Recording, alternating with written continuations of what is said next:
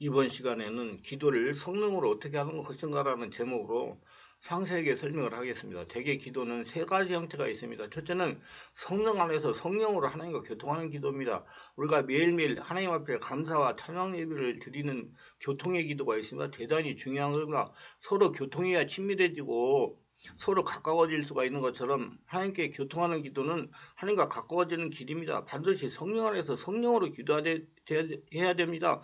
둘째는 중보기도인 겁니다. 도고라고 그러죠. 성령이 이끌림 받아 주변 사람이나 나라를 위해서 기도하는 겁니다. 우리는 나라와 민족을 위해서, 우리 가족을 위해서, 우리 이웃을 위해서 간절히 기도합니다. 도구 기도는 위대한 힘을 발휘하는 겁니다. 셋째, 집중적인 사역의 기도입니다. 성령 안에서 성령으로 특별한 목적을 가지고 집중적으로 하는 기도인 것입니다. 주여 주여 하면서 기도하여 하나님의 뜻을 구하는 것입니다. 이 기도는 확실한 응답을 바라고 기도하는 것입니다. 하나님을 예배하고 교통하는 기도, 즉시 응답을 받는 기도는 아닙니다. 중보 기도도 우리를 중보하고는 있지만은 내 눈에 현실적으로 즉각 나타나는 결과를 기대하지 않습니다. 집중적인 기도 사역의 기도의 문제가 절박하기 때문에 해답이 와야 되는 것입니다. 오늘 저는 확실한 응답을 받고 기도드리는 사역 기도에 가서 말씀을 드리고자 합니다. 예전에 심장병에 걸린 자매님 한 분이 여러 병원에 다니면서 온갖 치료를 받아도 낫지 않다가 저희 충만한게 찾아왔어요. 그래서 안수기도를 받기 원했습니다. 저는 자매님께 물었습니다.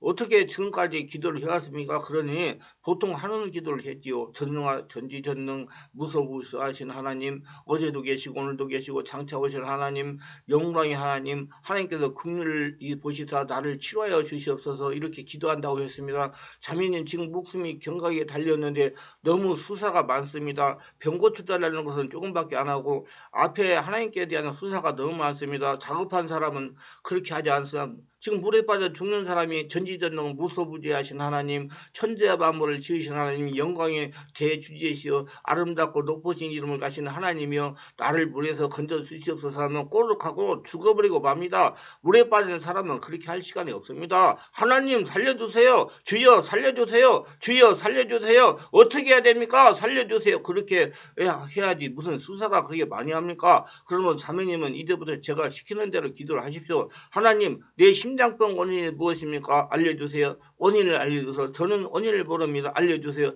어떻게 해야 치유받을 수 있습니까? 다른 말 하지 말고 이렇게 집중적으로 하루에 3시간 이상씩 기도하세요. 그리고 보냈습니다. 며칠 있다가 이 자매님이 얼굴에 환한 미소를 가지고 저를 찾아왔습니다. 목사님이 시키시는 대로 하루에 3시간 이상씩 하나님 제 심장병 원인을 알려주세요. 3시간씩 이렇게 반복 기도를 한 결과 하나님 환상 중에 원인을 알려주셨습니다. 원인을 따라 용서하고 회개했습니다. 목사님 안수해 주세요 하고 안수를 해주셨습니다. 한 달이 지난 다음에 밝은 표정으로 왔습니다. 목사님 안수받고 가슴이 답답하니 뻥 뚫리더니 사라져서 병원에 가서 초음파 조사를 해보니까 심장병이 깨끗이 나왔습니다. 우리가 집중적인 사역의 기도를 할 때는 하나님의 응답을 바라고 하는 기도인 겁니다. 응답이 와야 문제가 해결될 수가 있는 겁니다. 문제의 해답을 구하는 집중적인 사역의 기도를 할 때 우리가 언제나 해야 될 몇 가지 방법이 있습니다. 하나님과 관계가 열려야 됩니다. 먼저 하나님과 관계가 열려야 되겠죠. 확실히 죄와 허물을 고백하고 용서받는 상황에서 기도를 해야지, 죄가 있으면 우리의 기도는 응답되지 않습니다. 용서를 받는 것은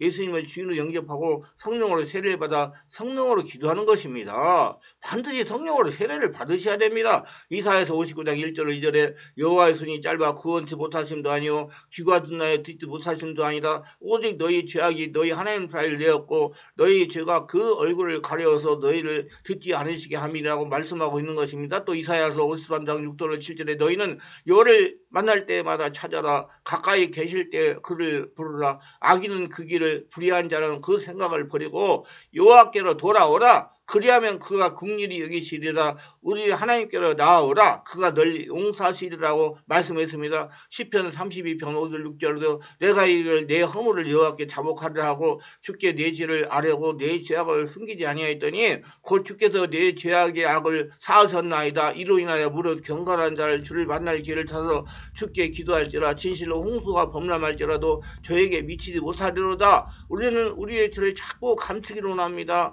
하나님 앞에 우리의 죄를 감수면 하나님 앞에 국리를 받지 못합니다. 그러나 하나님 앞에 나가서 무릎을 꿇고 우리의 마음을 열어놓고 성령의 지배 가운데 죄를 회개하면 하나님은 우리의 죄를 용서하시고 하나님과 우리 사이에 막힌 담을 다 헐어버리는 것입니다. 성도가 사역 기도를 할 때 하나님의 응답을 꼭 받아야 할 때는 마음에 아무 거칠 것이 없어야 되는 것입니다.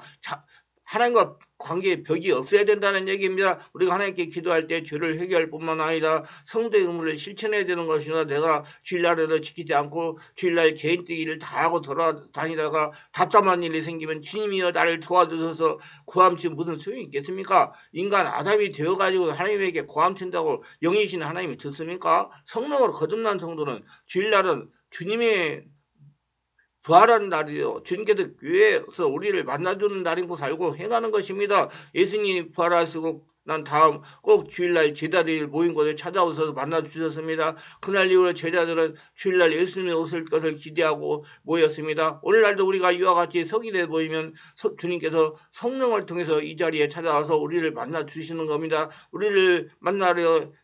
주님이 우리를 만나려 기다리고 계시는데 주님을 만나지 않고 주님을 박대하고 난 다음에 내가 문제가 생겼을 때 주님 나를 만나 주십시오 외치는 것은 어불성설인 겁니다. 치유되고 문제가 해결되는 것은 자신이 하나님 나라가 성전이 된 다음에 이루어지는 것입니다. 그러므로 성경에 출애굽기 20장 8절에 안식일을 기억하며 거룩히 지키라 말씀했는데 유대인의 안식일은 오늘 우리 주님이 부활하신 날을 기념하는 주일인 것입니다. 그뿐만 아니라 우리가 마음을 다하고 뜻을 다하고 정성을 다하여 주 예수님을 주인으로 섬기는 것입니다. 마음을 가져야 되는 것입니다. 내 물질이는 곳에 내 마음이 있다고 합니다. 내가 하나님을 정말 사랑하고 섬기면 내 물질이 주님께 있어야 되는 것입니다. 말라기 3장 10절에 만군의 여호와가 이르노라 너희 온전한 11절 상고에서 나의 집에 양식 있게 하고 그것으로 나를 시험하여 내가 하늘을 열고 너에게 복을 쌓을 것이 없도록 붙지 아니하나 보라 그렇게 말씀하셨습니다. 내가 하나님께 11조를 드리지 아니하고 물질을 하나님보다 더 좋아하고 물질을 섬긴다면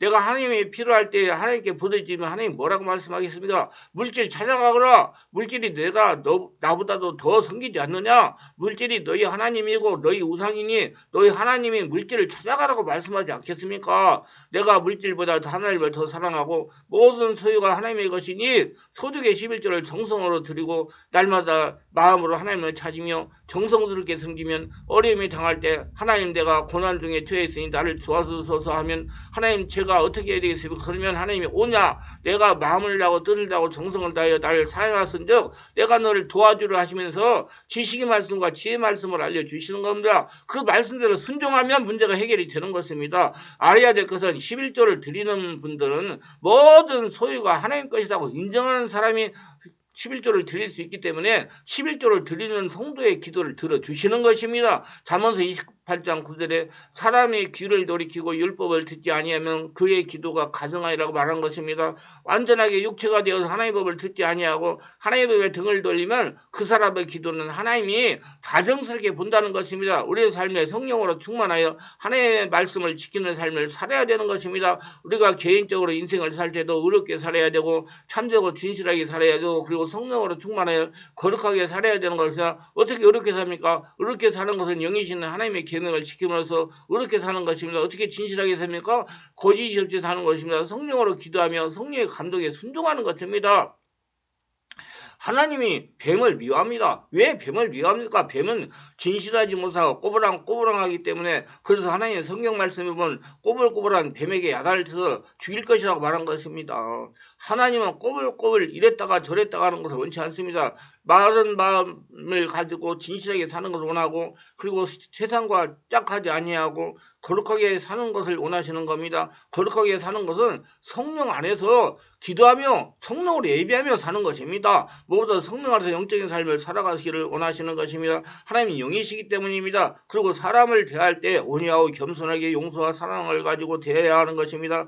사람들에게 율법적으로 대하고 비평하고 평론하고 사람을 해하는 그런 삶을 살아서는 하나님 앞에 기도가 응답되지 않습니다. 그러므로 우리는 언제나 용서하고 사랑하는 마음과 온유하고 겸손한 마음으로 무장하고 하나님께 무시로 성령으로 기도하여 의와 진리와 거룩함으로 살면 우리의 기도가 막히지 않습니다. 그리고 자꾸 기도하면서 주여 주여 하면서 자신의 안에 계신 주인이신 하나님을 찾으면 영의 통로가 뚫려서 하나님과 관계가 열려서 하나님의 응답을 해주시는 것입니다. 그럴 뿐만 아니라 하나님 앞에 늘 은혜 받는 것을 감사하고 살아야 기도 응답되는 겁니다. 시편 50편 23절에 감사로 제사를 드리는 자가 나를 영화롭게 하나니 그 행위를 옳게 하는 자가 내가 하나님의 구원을 보리라고 말씀한 겁니다. 감사하면 하나님께서 영화로움을 느낀다 했습니다. 마음이 영화로워집니다. 하나님께 감사하면 삶이 행복해지는 것입니다. 목표가 분명해야 돼. 중언부언하지 말라고 주님께서 말씀한다. 기도의 제목을 여러 수지까지 가지고 나와가지고 나열하고 중언부언하면 하나님이 결정적인 무엇을 응답하실 수가 없습니다. 자기 생각이 빠져가지고 자기 생각이 없어야 하나님의 생각이 들리지요. 마태복음 6장 7, 8절에 또 기도할 때 이방인과 같이 중언부언하지 말라. 저희는 말을 많이 해야 들으실 생각 아니라 그러므로 저희를 본받지 말라. 구하기 전에 너희에게 있어야 할 것을 하나님 너희 아버지께서 아시느니라. 하나님은 우리가 원하는 것을 알고 계시기 때문에 단도직입적으로 명확하게 목표를 분명히 해서 기도를 해야지요. 주여가 제일 강한 기도입니다. 목표가 희미하게 해서 중언부언은 안 됩니다. 자기 생각이 빠져가지고 하나님의 생각이 들리질 않아요. 요한일서 5장 14절에 그를 향하여 우리의 가진 바 담대한 것은 이것이니 그의 뜻대로 무엇을 구하면 들으심이라고 말한 겁니다. 누가복음 11장 8, 9절에 예수님이 이런 예를 들으셨습니다.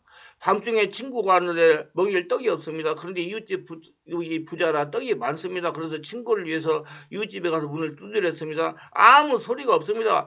내 친구가 밤중에 왔는데 떡 서댕이만 빌려달라고 두드렸으면 아무 소리가 없습니다. 계속해서 문을 두드리니까 나는 이미 애들과 다 일을 끝마치고 잠자리에 들었으니 일어나서 줄 수가 없다. 내일 날이 밝거든 오거라. 그러니 이 사람은 지금 친구가 배가 고파 있으니 먹여야 되겠습니다. 계속 문을 두드리면서 떡 세 덩이만 빌려달라. 떡 세 덩이만 빌려달라. 안에는 친구의 소리가 없습니다. 그런 낙심하지 않고 뒤로 물러가지 않고 떡 세 덩어리 계속해서 고함을 쳤습니다. 나중에는 방에서 대답이 나왔습니다. 내가 내 친구이기 때문에 딱 세 덩어리를 주는 것이 아니라 잠을 잘 수가 없기 때문에 시끄러워서 견딜 수 없다. 그래서 일어나서 떡 세 덩어리를 주었다고 주님께서 말씀하시면서 우리도 그렇게 기도하라고 말한 것입니다. 우리의 기도가 막힐 때 막연하게 기도하지 말고 분명한 목표를 가지고 간절하게 애절하게 기도를 해야 되는 것입니다. 우리가 기도하면서 언제나 목표가 이루어진 모습을 바라보면서 성령으로 기도해야 되는 것입니다. 내가 막연하게 기도해서 그냥 이루어진 모습을 바라보지 않고 기도하면 힘이 있습니다.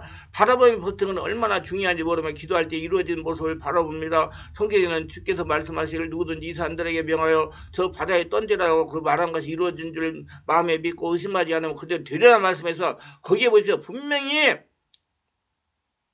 이 산을 저 바다로 던지라고 마음에 바라보면서 성령으로 기도하라는 겁니다. 막연한 기도가 아닙니다. 이 산이고 저 바다입니다. 분명히 마음속에 그를 바라보고 성령으로 기도하는 것입니다. 기도에 대해서 바르게 알고 기도하실 분들은 기도 쉽게 바르게 하는 법 책과 성령으로 업무 기도하는 법 책을 참고하시기를 바랍니다. 기도를 오래 하면서 마음의 상처와 영적인 문제와 스트레스, 귀신 역사와 육체적인 문제와 정신적인 문제를 치유받고 싶은 분은 02-3474-0675 충만한 교로 전화하셔가지고 정확하게 알고 진단받고 성령으로 치유받아 행복하고 건강하게 살아가시면서 예수님께 주시는 축복을 거둬들이시기를 주 예수 이름으로 축원합니다.